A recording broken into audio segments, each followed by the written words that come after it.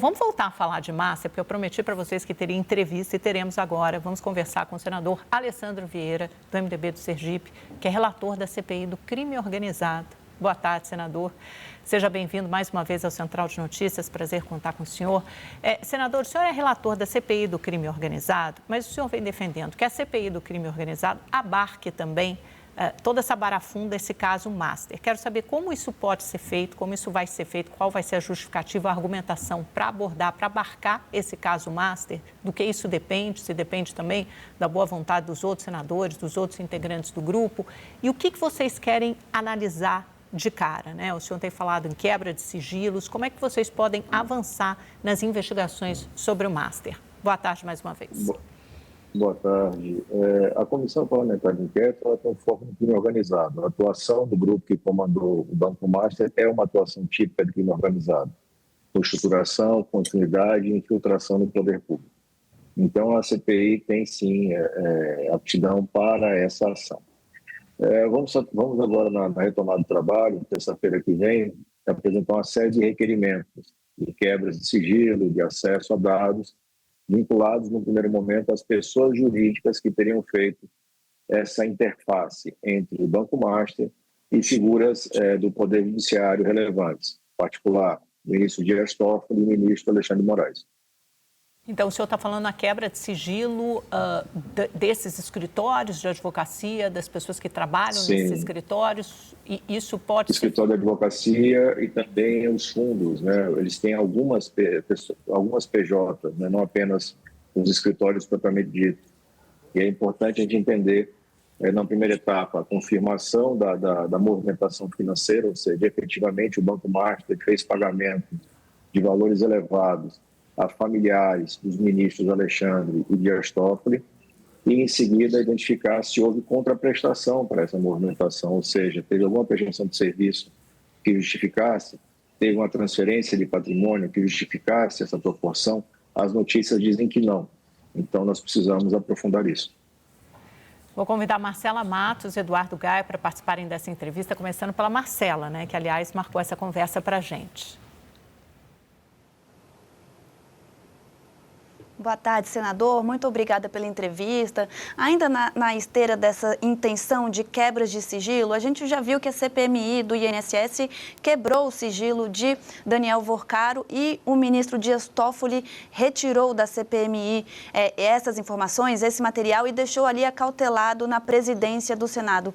O senhor não teme que isso volte a acontecer no âmbito de uma investigação específica sobre o Master? Não há um risco de gerar um novo capítulo aí de uma guerra jurídica, de uma crise institucional? Isso vai depender da atuação do ministro, dos seus colegas. O fato é que nós precisamos investigar o que está acontecendo. Se o ministro Dias Toffoli continuar com a política de acobertamento, mais ainda, no final do dia, ele vai estar exposto, demonstrando a necessidade de avançar nas apurações. Ministro do Supremo não é fiscal de investigação, ministro do Supremo não é parceiro, sócio, cúmplice de banqueiro, bandido, e a gente tem que colocar cada um no seu lugar.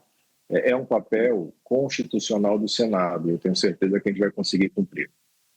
O Eduardo Gaia também participa da entrevista e tem uma pergunta. Senador, muito obrigado pela entrevista, boa tarde. Sempre se diz da relação que Daniel Worcaro teria com vários integrantes do Congresso Nacional, e até saiu uma reportagem ontem de um encontro que ele teve com o presidente Lula no Palácio do Planalto, ainda que numa outra condição, ele não era investigado. No entanto, é bastante inusual que o presidente da República receba fora da agenda um presidente de banco dentro do seu gabinete. De qualquer forma, o senhor não teme que essas relações políticas de Daniel Worcaro possam dificultar o trabalho da CPI do crime organizado nessa vertente do Master? Será que o Centrão não pode atrapalhar essa CPI, evitando que ela ande fazendo chicana? Como é que o senhor avalia esse cenário? A dificuldade é evidente. A gente está falando de uma organização criminosa que tem infiltração nos três poderes e que movimentou bilhões de reais. Então, a dificuldade deve ser imensa. Mas isso não significa que você deve desistir da apuração. Pelo contrário, você tem que forçar mais ainda essa apuração para que cada um tenha que se expor. Cada um seja forçado a fazer os seus movimentos. Então, Já é muito claro que você tem braços da organização criminosa do Banco Master no Legislativo, no Executivo e no Judiciário. Identificar esses braços e depois apontar que medidas podem ser tomadas para correção é fundamental para quem tem uma república de verdade.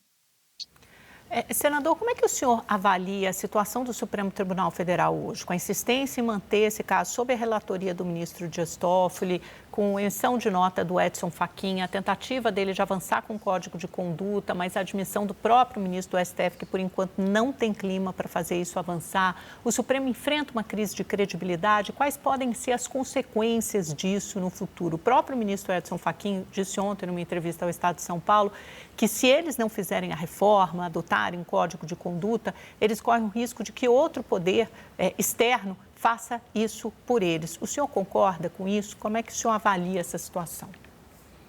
Sim, sem dúvida nenhuma. Se o Supremo não avançar, e ele não vai avançar, nós vamos seguramente pelo Congresso apresentar alternativas. Mas a primeira etapa é a identificação pública das condutas. A gente tem que separar as pessoas dos poderes, da instituição. O Poder Judiciário é intocável no nosso regime constitucional, mas os seus integrantes não. E você não pode ter numa república de verdade ninguém que esteja acima da lei. Então, essas pessoas que estão em cargos tão importantes e que aparentemente demonstram uma vinculação não republicana com criminosos, precisam ter sua conduta investigada, apurada e em seguida punida. E a gente vai trabalhar bastante nisso.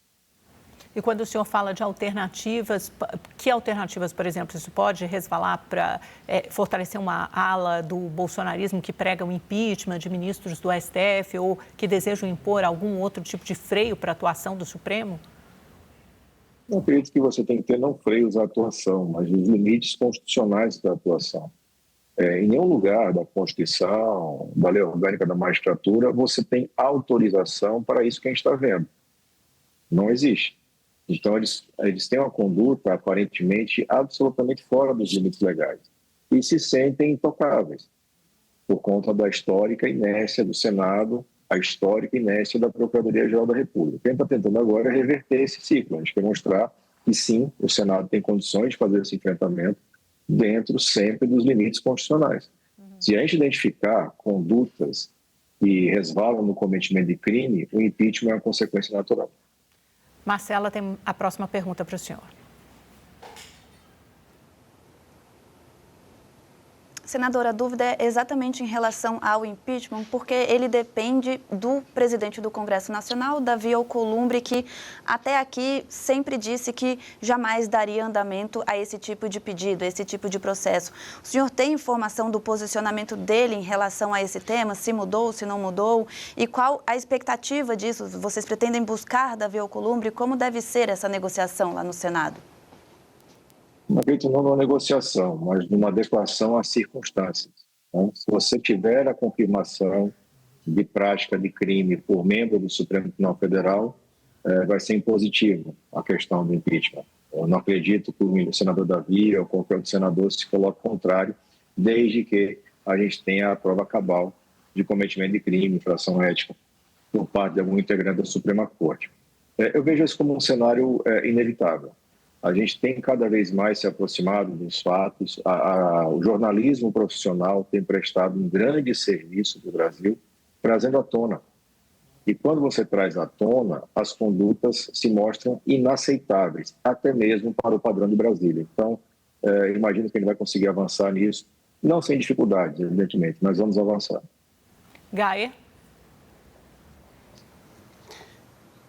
Senador, existe uma outra questão que talvez ganhe corpo nessa CPI, que seria quebrar, de fato, o sigilo dos escritórios de advocacia.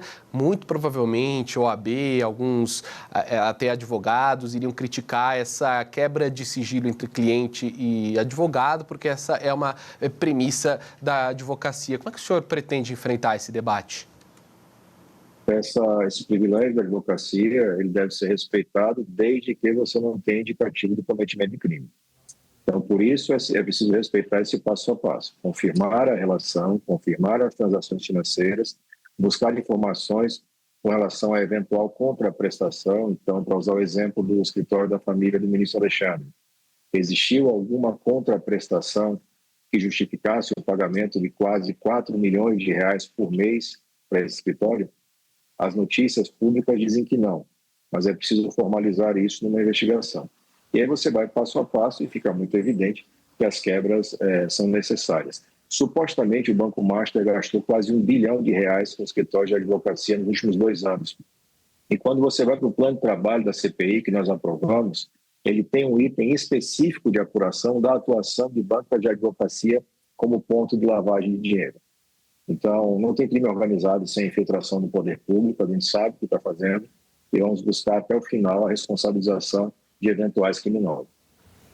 Senador, agradeço muitíssimo por essa entrevista que é o SBT News ao Central de Notícias. Até a próxima. Boa tarde.